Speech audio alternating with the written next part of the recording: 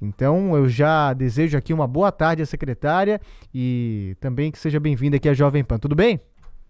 Tudo bom, Zé Maia? Quero te cumprimentar, cumprimentando toda a equipe da Jovem Pan. Secretária, a gente conversava aqui essa semana com outras autoridades, né? Que se destacou foi o acúmulo de cirurgias, principalmente no período da pandemia, né? Nós tivemos aí leitos destinados à Covid e isso interferiu consideravelmente nesses casos das cirurgias. Então, é por esse caminho ou o problema já era. A gente sabe que as filas já existiam antes, mas elas ficaram ainda maiores por conta da pandemia ou já era um problema anterior? Elas ficaram ainda maior em função da pandemia, mas nós temos casos registrados no SISREG, que é o Sistema de Regulação, que são de 2017 e 2018. Por isso, deste mutirão que nós estamos fazendo, conforme determinou o governador Jorginho Melo, que a gente busque atender esses pacientes e este conjunto inicial, que são 105 mil pacientes, que nós estamos considerando uma primeira etapa para zerar esta espera, que é de muito tempo. É claro que nós temos mais pacientes que vão entrar nas filas de cirurgia, porque nós temos 117 mil pacientes aguardando consulta especializada cirúrgica. Mas o trabalho está caminhando bem. Nós priorizamos os pacientes com câncer, porque quem tem câncer não pode esperar. Nós sabemos da importância de chegarmos com menos de 60 dias no procedimento cirúrgico, ou na quimio e na radioterapia, e a nossa meta é, ainda agora, no mês de março, equilibrar aqueles serviços de saúde que estavam com mais de 60 dias, chegar em no máximo 60 dias, considerando cirurgia de câncer, cirurgia tempo sensível. Ou seja, não é uma cirurgia que possa ficar esperando muito tempo, não. Ela precisa ser realizada. Agora, secretária, e como é que está a distribuição dessas cirurgias entre os centros? A maioria se concentra aqui em Florianópolis, esses cidadãos estão conseguindo ser atendidos na sua localidade. Como é que está esse cenário? A maior fila ainda é Florianópolis, a grande Florianópolis. Mas, por exemplo, no câncer, nós temos serviços autorizados, habilitados, desde o extremo oeste de Santa Catarina, como Chapecó, através da nossa regional, que é o Hospital de São Miguel do Oeste, Joaçaba, Lages, Rio do Sul, Itajaí, Blumenau, Florianópolis, Tubarão, Criciúma, Joinville. Então, nós temos um bom desenho de forma geográfica, bem distribuído, com serviços habilitados no câncer. Por isso que esse tipo de paciente não pode ser considerado um paciente letivo. Ele precisa, sim, ser priorizado. Estamos fazendo isso, porque um câncer de mama, por exemplo, se você tiver um diagnóstico rápido e uma intervenção médica rápida, você tem um excelente resultado. Por isso que a gente priorizou essas cirurgias, mas também com olhar geral para as demais cirurgias. Nós temos regiões que não tem mais fila de catarata, não tem fila de esterectomia, que é a retirada do útero, mas tem fila de ortopedia, e a gente está trabalhando conforme as demandas e a capacidade instalada de cada hospital. Essas filas de cirurgia, infelizmente, não é um problema que se resolve. Nunca vai ser zerada a fila, sempre vai existir, porque surgem novos casos. Mas eu acredito, secretário, e você já trabalha com esse plano, de daqui a pouco se equilibra a fila da cirurgia, pensar para melhorar a questão da consulta, que também é um problema sério?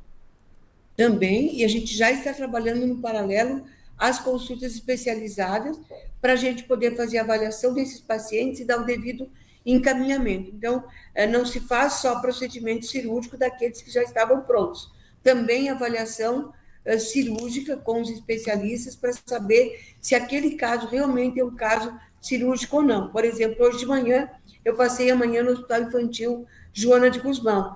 As filas da cirurgia ortopédica pediátrica, na consulta, elas estão andando. E o que a médica nos relatou? Que muitas das crianças que estavam na fila cirúrgica não eram para fila cirúrgica. É tratamento clínico, então o encaminhamento não foi a contento, vamos dizer assim. Mas, na dúvida, o médico generalista precisa encaminhar para o médico especialista para ele tomar a decisão se precisa operar ou não.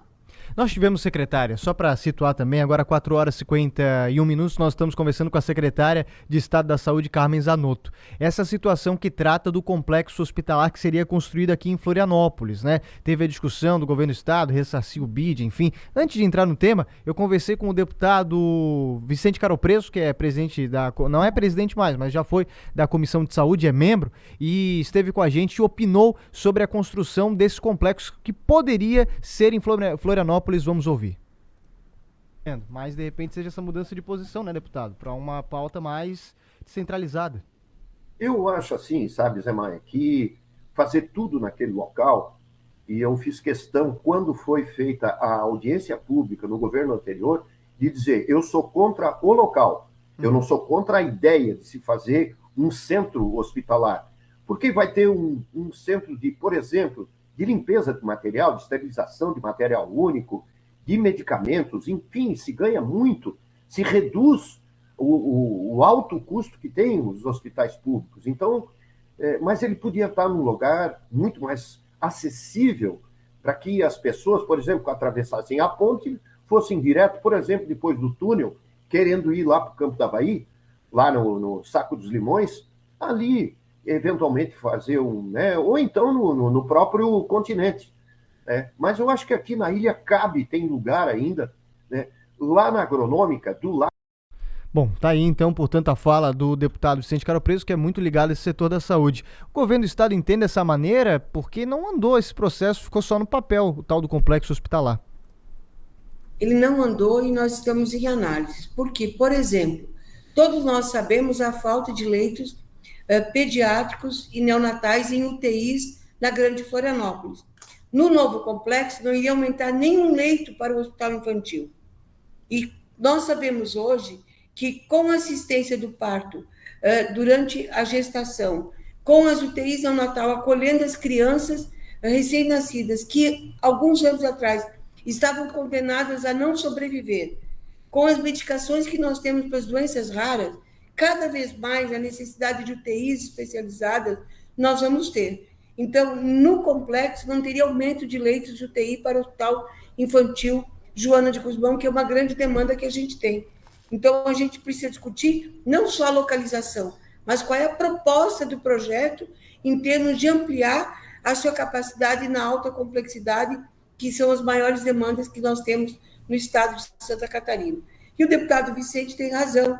Nós temos dificuldade logística para chegar lá.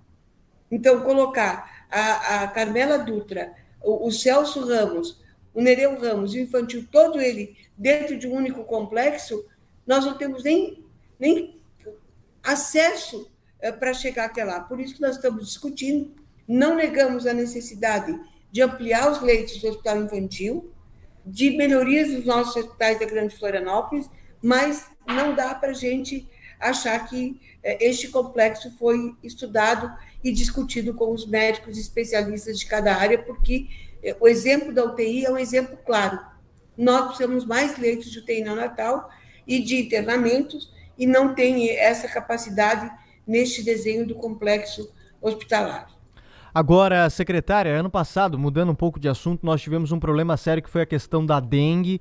Claro, é uma questão muito mais ligada às prefeituras e à sociedade, mas o Estado também tem sua responsabilidade. Pensando em todos aqueles erros que foram cometidos ano passado e uma certa responsabilidade, principalmente da população. O que a Secretaria está planejando para fazer diferente nesse ano, que já apresentou números preocupantes?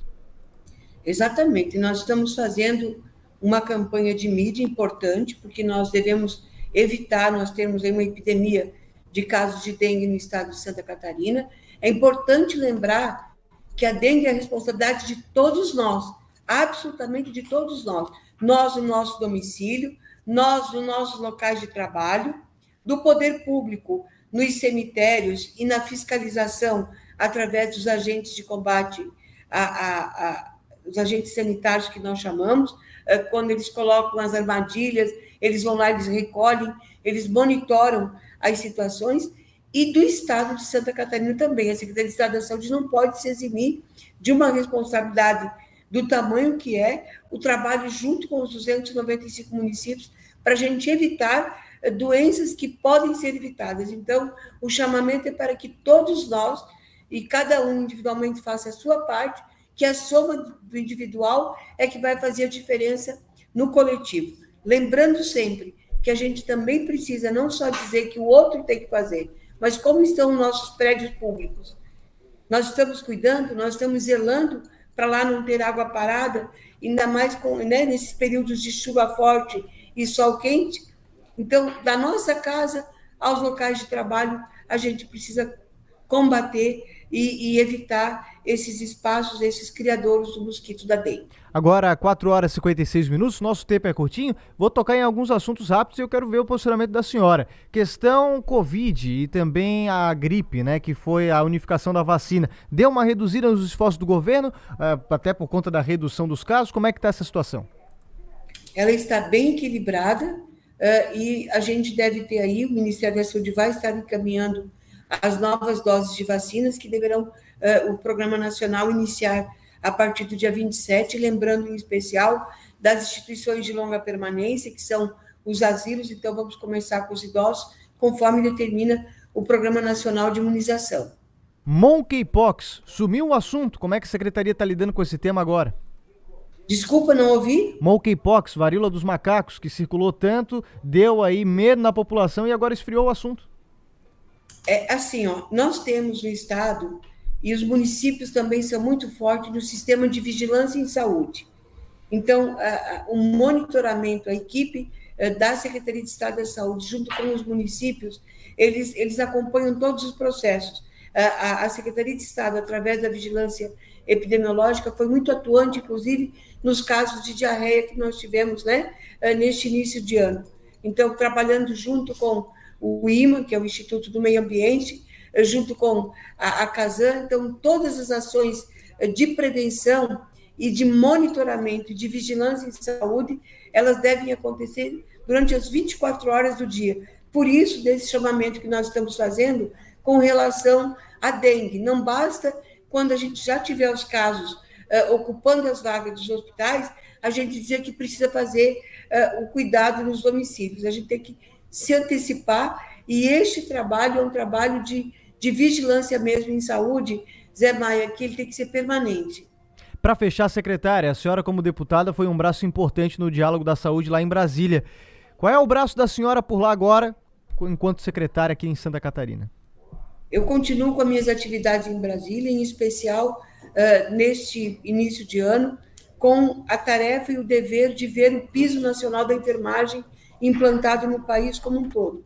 A medida provisória foi construída no último dia 2 de fevereiro, quando eu estive em Brasília, no dia 1º, junto com os colegas deputados, junto com o Ministério da Saúde.